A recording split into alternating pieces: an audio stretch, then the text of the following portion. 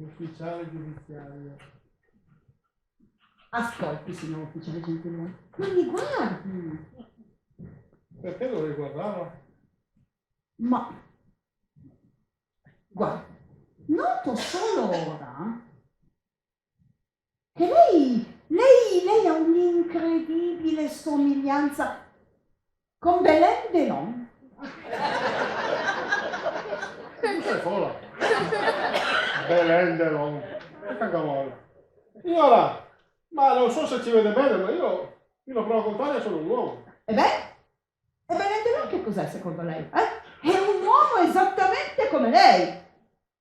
Oddio, più o meno, si fa per dire, perché la stazza è diversa. Oppure lei non conosce l'attore francese? Ah, ma allora lì è diverso, eh? Quello è Alain Delon, non Belen. Era neanche la farfalla.